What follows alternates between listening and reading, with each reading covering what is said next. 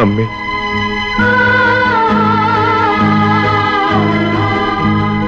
അമ്മേ,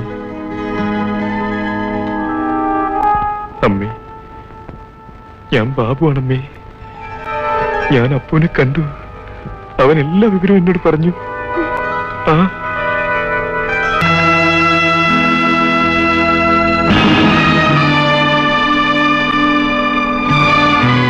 മോനെ,